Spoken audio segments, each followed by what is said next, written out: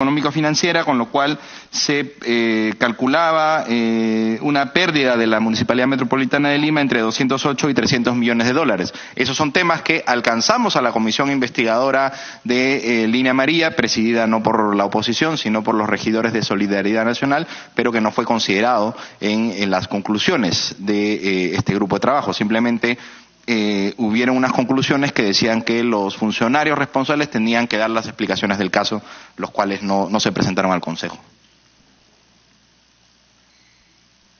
Sí, porque de que ustedes son personas informadas, son súper informadas y son potencialmente retuiteando y tuiteando, pero por eso nos llama la atención que cuando son temas clarísimos como le estamos manifestando, que curiosamente, ¿no?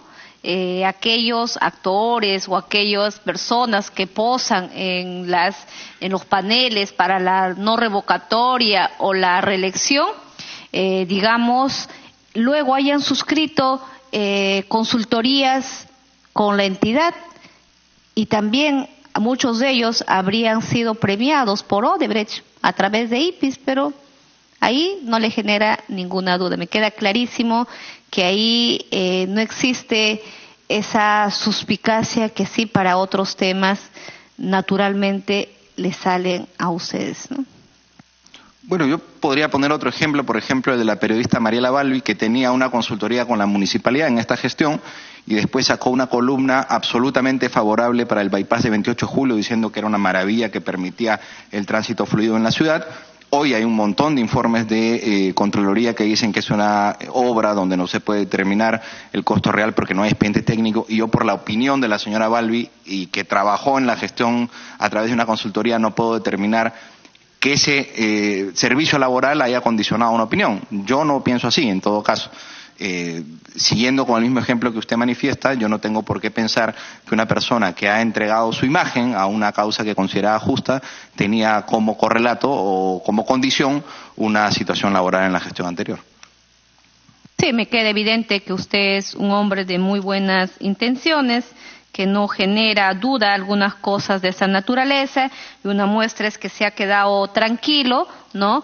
Que habrían ingresado 3 millones de dólares para la campaña a la no revocatoria y a la reelección, y normal, usted está tranquilo con el informe que dicen que han hecho algunas cenas que puedan haberse recaudado ahí, seguramente la colaboración de esta asociación de amigos de Lima Metropolitana, ¿no? Que han hecho un gasto de más de 2.622.264 dólares.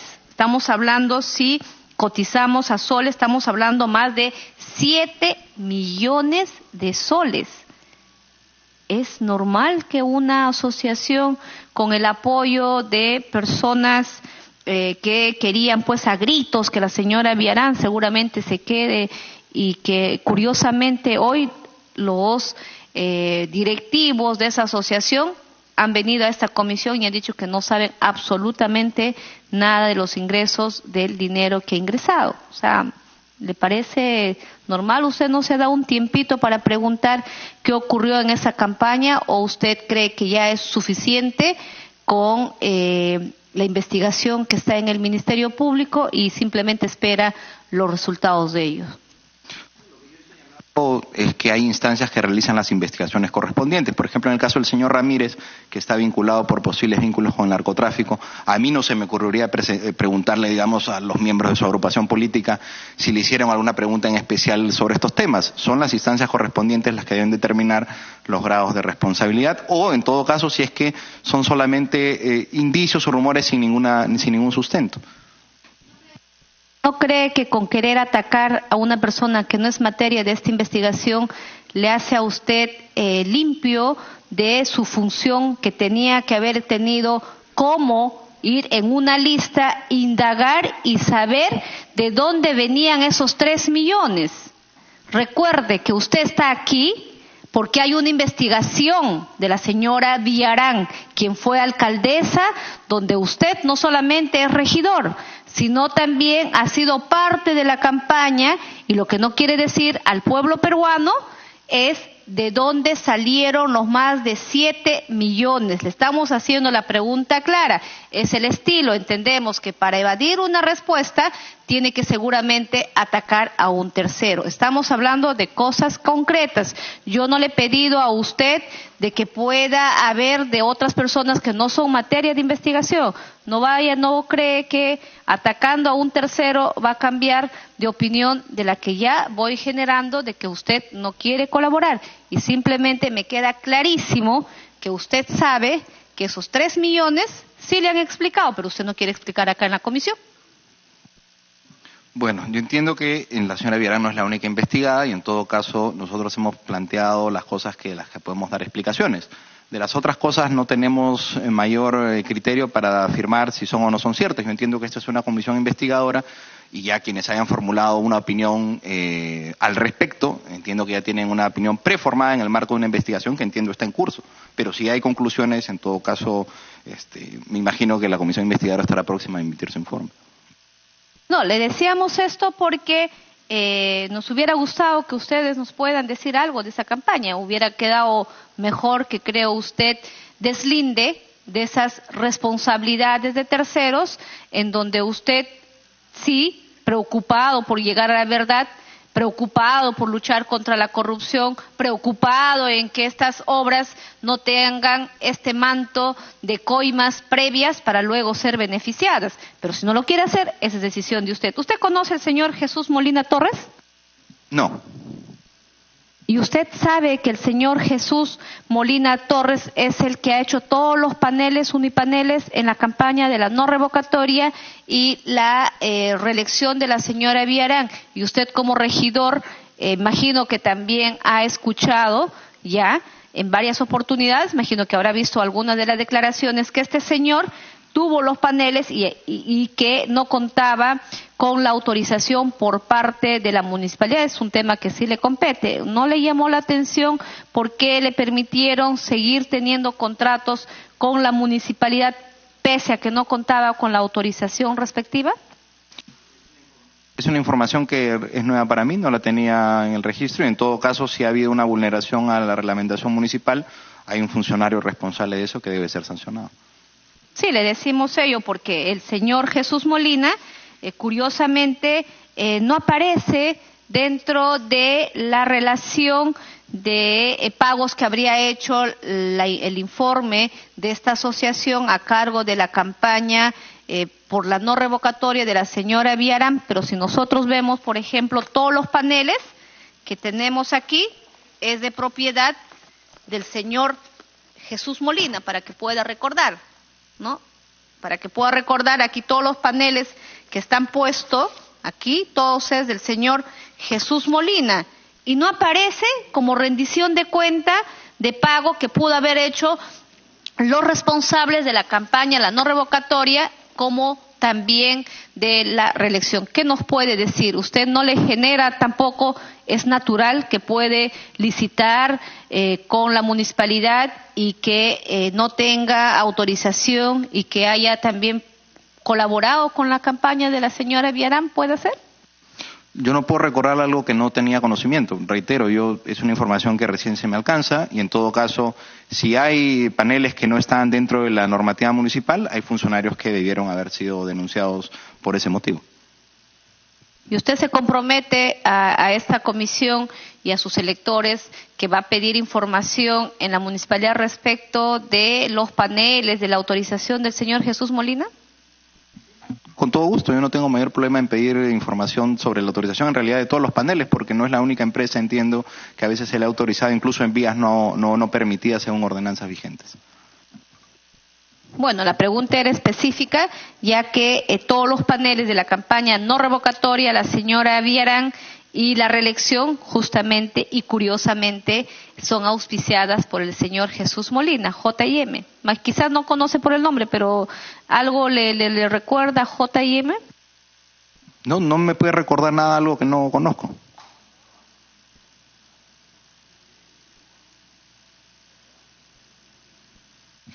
Bueno, Presidenta, creo la verdad que si voy a seguir preguntando y simplemente van a ser evasivas y no va a haber voluntad de colaboración, creo Ahí lo dejo las preguntas. Gracias, congresista Beteta. Señor Núñez, ya para ir terminando, ¿a quién responsabilizaría usted del hecho de que un acuerdo de regidores no haya sido incluido en el contrato de concesión? Bueno, esa es una decisión, el contrato quiero decir, que le corresponde estrictamente a la instancia administrativa, a la gerencia municipal, pero además porque vulnera, como comenté hace un momento cuando me consultó el congresista Morales, vulnera la ordenanza 867 que aprueba el reglamento de la promoción de la inversión privada, la que vuelvo a leer. El artículo 22, numeral 2 de esta ordenanza, la 867, establece que la negociación del contenido del contrato de participación de la inversión privada estará dirigida exclusivamente a la atención de aspectos complementarios tendientes a posibilitar la ejecución del mismo. Por esta vía no se puede alterar el contenido de la iniciativa privada aprobada por el Consejo Municipal, de manera que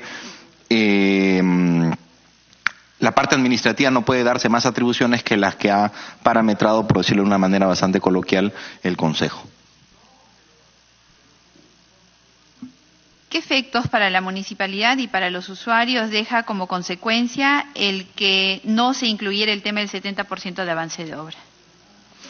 No podría dar una opinión muy formal al respecto porque no tengo el acuerdo de consejo de aquel momento, que fue en el 2009, el 2010, cuando yo no era regidor de Lima.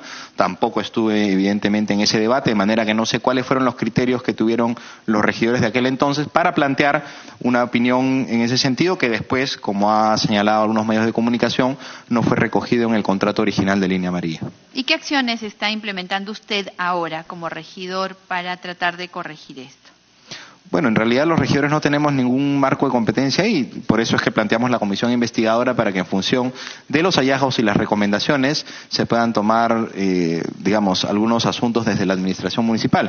Lamentablemente, reitero, no se nos permitió conformar esta comisión y bastante de la información que alcanzamos al presidente de la comisión, el regidor Martín de Acevedo, a mi juicio no fueron consideradas en el informe final de esta comisión. Es decir, está el informe final de la comisión investigadora, hay una serie de anexos y la información que se le envió está como parte de los anexos, pero a mi modo de ver no fueron considerados en el debate propio de la comisión ni en las conclusiones y recomendaciones de la misma.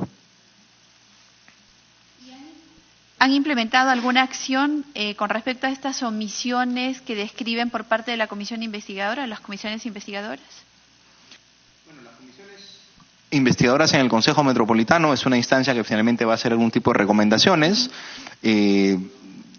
ante el procurador municipal, posiblemente. Entiendo que hay algunas recomendaciones en ese sentido, pero la información que en paralelo se envió a la comisión investigadora también fue alcanzada a la Fiscalía de la Nación, que paralelamente está realizando investigaciones sobre esta concesión. Ustedes han indicado que el señor Castro Gutiérrez presentó la propuesta de la primera adenda al contrato de concesión. ¿Esta propuesta fue evaluada y contó con la aprobación del Consejo Municipal en su momento? Ninguna de las adendas, de las 3 adendas que hay en Línea Amarilla, han sido aprobadas por el Consejo Metropolitano. Lo que sí, la primera adenda fue informada al Consejo Metropolitano, no recuerdo exactamente la fecha, pero eso es fácil de corroborar con las actas, en tanto que la segunda y tercera adenda, donde se desfinancia Río Verde y los 2 viaductos de San Juan de Urigancho y Ate para financiar el bypass de 28 de julio, la Alameda de 28 de julio y el puente Bella Unión, nunca fueron explicadas al Consejo Metropolitano. ¿En algún momento ustedes han escuchado o han conocido informes de abogados del estudio Rosselló para la adenda 1? No. ¿Del estudio Rebasa, Alcázar y de las Casas para Rutas de Lima? No recuerdo, pero en todo caso, si alguna vez hicieron mención, deben estar en las actas de las sesiones de consejo. Sí, claro. Yo les pregunto a ustedes si es que ustedes han conocido, han escuchado informes de abogados de ellos. Me parece que esos fueron los estudios que asesoraron. No sé cuál a cuál proyecto. Rosselló en la adenda 1 y Rebasa, Alcázar y de las Casas en Rutas Nuevas. Sí, esos estudios eran. ¿Usted los ha escuchado dar informes legales? No, yo no los he escuchado de ellos, pero ahora que usted menciona los nombres, recuerdo esos estudios. ¿Tiene cuentas en Estados Unidos o en algún otro país fuera del Perú, señor Rey? No. Señor Núñez. No. ¿Acciones en el Perú o en el extranjero? Acciones, sí, yo cotizo unas acciones en bolsa. Señor Núñez. No, ¿Empresas constituidas en el extranjero, offshore? no tampoco. ¿Empresas que no sean offshore en el extranjero, en el Perú?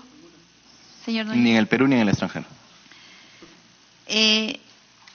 Les mencionaré una serie de nombres. Indíquenos si los conocen y qué rol cumplieron en la campaña por el no a la revocatoria y en la campaña por la reelección a la señora Susana Villarán. Ana Elena Townsend. Sí la conozco. ¿Qué rol cumplió en la campaña por el no a la revocatoria? Bueno, era la cara visible del no. ¿No? Era la cara visible del no a la revocatoria, ¿no? ¿Qué implica, en términos específicos, en el rol de una campaña, ser rostro visible?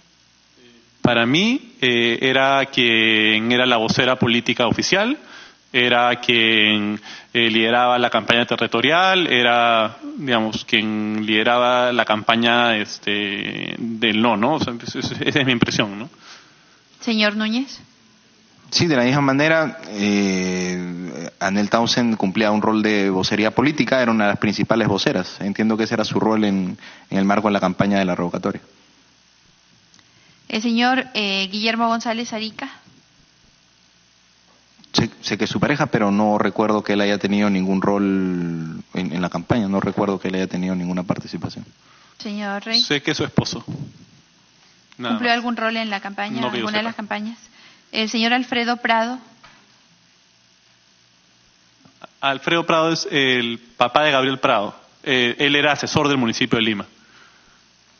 ¿Cumplió algún rol en la campaña por el no a la revocatoria o en la campaña por la reelección? No. En la campaña de reelección no lo vi y el no sé. Señor Núñez. Sí, de igual manera entiendo que él estaba, si mal no recuerdo, en Invermet, funcionario de la municipalidad, pero no sabría si él tuvo algún nivel de participación en la campaña, ¿no? El señor Gabriel Prado Ramos. De igual manera, fue gerente de Seguridad Ciudadana, estuvo en EMAPE un tiempo también, pero no recuerdo con él ninguna coordinación a nivel de la campaña. Señor Rey. Lo mismo, con la diferencia que en la campaña de reelección me pareció que, él al final de la campaña acompañó a la exalcaldesa. El señor José Miguel Castro Gutiérrez. Gerente municipal, no recuerdo que él haya tenido ningún nivel de participación en la campaña del no, salvo la conferencia de prensa, digamos, donde se anuncian los resultados, donde él sí había perdido y él no había ganado. Estuvieron, digamos, él y un grupo de regidores que participamos en la conferencia de prensa, pero ni siquiera como vocero de campaña no recuerdo al señor Castro. Congresista Beteta. Gracias, Presidenta. Por las personas que usted ya ha mencionado y ha preguntado a los dos señores, quienes están aquí en la comisión, ellos han manifestado de alguna manera afirmativa de no haberlos vistos a ellos en campaña y otras respuestas en esa misma en ese mismo sentido. Lo que quiere decir que ustedes sí estaban de llenos en la campaña. No, lo que quiere decir que es que en el marco de las actividades de la campaña que yo realicé, no los vi. Como comenté hace un momento, yo impulsé una campaña que se llamó Izquierdas por el No, junto a otros colectivos, organizaciones, compañeros, digamos, que sumaba de alguna manera a la campaña general. Sumaba, quiero decir, en actividades, en coordinaciones vecinales, sacábamos nuestro propio material, etcétera. Digamos, yo no participaba en las reuniones de diseño de la campaña general, ni el tema de las finanzas, ni del mensaje central. Por eso, en las actividades en las que yo he participado, a ninguna de estas personas las he visto. Presidente, disculpen, entonces ¿nos podrías decir quiénes son las personas quienes acompañaron en la campaña que usted realizaba? Bueno, habían varios compañeros por ejemplo, de la Juventud Comunista, de la Juventud del Partido Socialista, otros colectivos de izquierdas universitarios, ¿no? Que hacíamos reuniones donde definíamos algún lugar de intervención con volantes, o con megáfonos, cosas o banderolas, por ejemplo, que hicimos en la Alameda Chauca Granda contra la revocatoria, cosas muy operativas. Sí, pero por ejemplo, ¿quién financiaba en todo caso esas movilizaciones y las banderolas, los paneles que ustedes realizaban? Bueno, era autofinanciado. Sacar un banner de regulares dimensiones son 50, 60 soles. Por ahí se hicieron algunos jingles que se pasaron en ¿cómo se llama? En mercados distritales. Hay 3 que están colgados en medios de comunicación. Y eso fue financiado por estos compañeros que impulsábamos esta pequeña campaña. ¿En cuánto usted puede considerar que la suma de todo costó la campaña que usted ha impulsado? A ver, los jingles, si mal no recuerdo, estuvieron en 500 soles cada uno, más o menos. Los volantes pueden salir un millar a 50 soles, depende de la imprenta. Las banderolas se reutilizaban, se mandaron a sacar 2, creo. Entonces estamos hablando de 2.000 soles. Y aproximadamente 2.000 soles, ¿no? Puede ser que se sacó un millar más de volantes, pero la cifra no varía considerablemente, ¿no? Sí, y los polos y las gorras que usaban, ¿quién les proveía eso? Eso estaba en el local central de campaña. Entiendo que ahí había, digamos, otro tipo de material que no era la que le correspondía a la campaña de la que yo fui parte o de alguna manera impulsé. Pero en el local central sí había materiales de otro tipo que correspondían, digamos, al equipo central de campaña, de la cual no participé, ¿no? Sí, entonces usted iba al local de campaña central y solicitaba esos materiales y los daba a las personas que la acompañaban, porque se ve a usted ahí en varias de estas organizaciones con los polos. Por eso le preguntaba si eran los polos que ustedes mismos se autofinanciaban o es que, como usted está señalando, que en el local de campaña le brindaban todos estos apoyos. Sí, de nuestra parte no hubo ningún polo. Yo no recuerdo ninguna actividad donde yo haya usado uno, salvo el meeting final, donde al subir al estrado se nos repartió un polo a todos los que subieron. Y en el local central, reitero, había más material de campaña que lo podían solicitar quienes venían coordinando acciones de campaña, no iban y presentaban una solicitud. Habían algunos regidores que pedíamos material, otros coordinadores distritales. Congresista Beteta. Sí, bueno, como ya acaba de mencionar que según el señor Núñez, dentro de su campaña no le apoyó ningún funcionario o personas dentro del equipo de campaña de la señora Villarán. Solamente ha manifestado lo que ha declarado y que continúe con las respuestas que le está brindando, señora presidenta. Gracias, congresista Beteta. Le había preguntado por el señor José Miguel Castro Gutiérrez. Sí, había señalado que es el gerente municipal y no recuerdo haberlo visto en ninguna etapa de la campaña, ni como vocero de la misma. ¿Qué tan cercano era usted a él? Yo, en el marco de las competencias que tenía como teniente alcalde, yo veía la parte legislativa, digamos. No le corresponde al teniente alcalde ni a ningún regidor ver las partes administrativas. Para eso hay funcionarios designados por el gerente municipal o de confianza de la alcaldesa. Efectivamente, usted tiene razón. El trabajo de un regidor, como el trabajo de un consejero, como el trabajo de un congresista, es desarrollar labores legislativas, de fiscalización y control político también, además de representación. Sin embargo, hay una diferencia, porque en el caso de usted, al ser primer regidor, no sé si existe el cargo de teniente alcalde, al ser primer regidor, sí realizaba función ejecutiva al reemplazar a la señora Susana Villarán, o no la reemplazó nunca. ¿Cuántas veces reemplazó a la señora Susana Villarán? La parte más larga fue durante la campaña, ¿no? Que ella pidió una licencia de 3 meses, poco menos, y ahí había eventualmente alguna licencia que ella pedía por 2, 3 días, ¿no?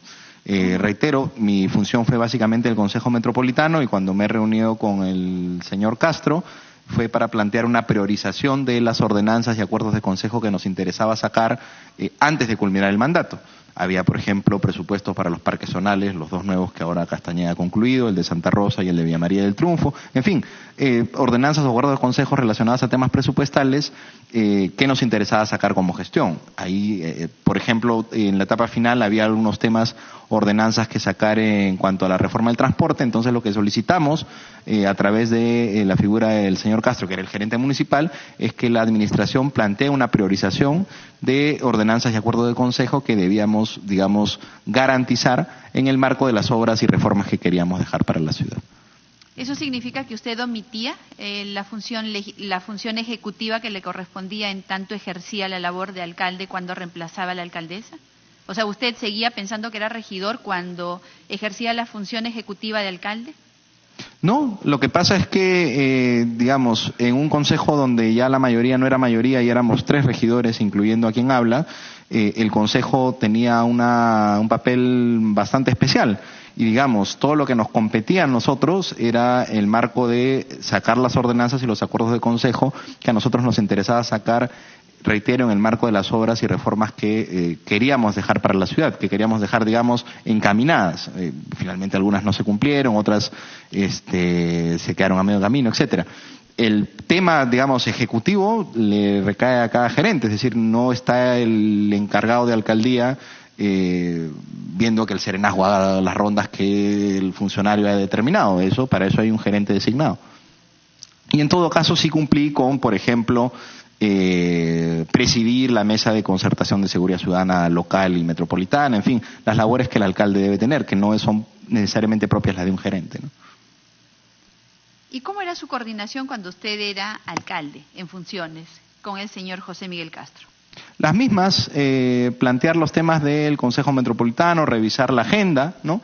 Porque la agenda finalmente del Consejo viene con los informes técnicos de las áreas administrativas, revisar o garantizar que los funcionarios estén en la sesión de Consejo dando las explicaciones del caso a todos los señores regidores. De hecho, nosotros sesionábamos en las mañanas y algo que habíamos coordinado es que estén todos los gerentes para responder alguna consulta de los señores regidores que posiblemente por el nivel de detalle ni quien preside la sesión ni el presidente de la comisión respectiva lo tiene que saber. Entonces, ese nivel de coordinación son los que teníamos, ¿no?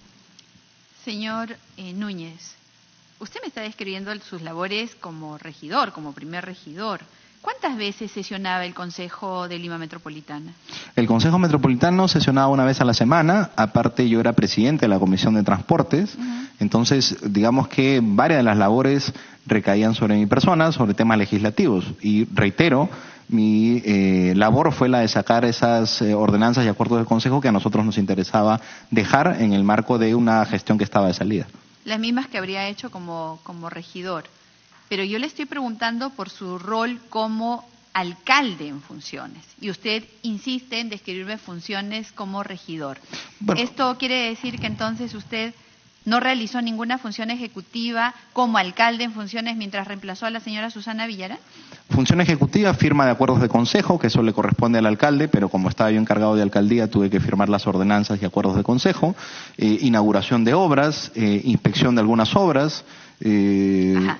Entonces, en ese marco de inaugurar e inspeccionar obras, ¿tuvo tiempo para ver los reales problemas de los proyectos Línea Amarilla y Vías Nuevas de Lima, en tanto proyectos emblemáticos de esa gestión y del anterior, y todavía del actual, de la cual usted es regidor, cuando fue alcalde en funciones?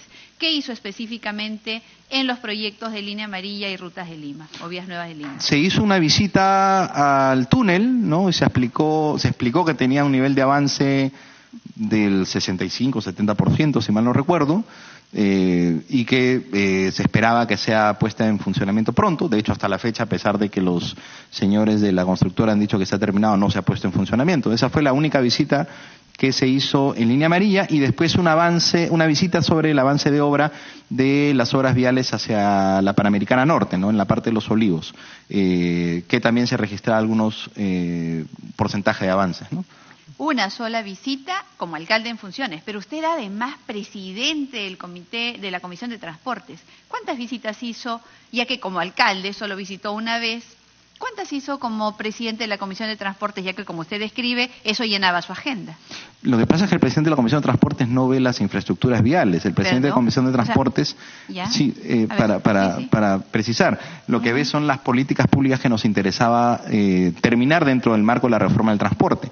Había una primera etapa que se aprobó en el marco de la reforma del transporte, como las ordenanzas del bus patrón, el sistema integrado de transporte. Luego de la revocatoria se tuvo que reformular eso. La revocatoria distrajo al Consejo Metropolitano, creo yo, en un debate más político que finalmente atender los problemas de la ciudad, y ya con la reconfiguración del Consejo Metropolitano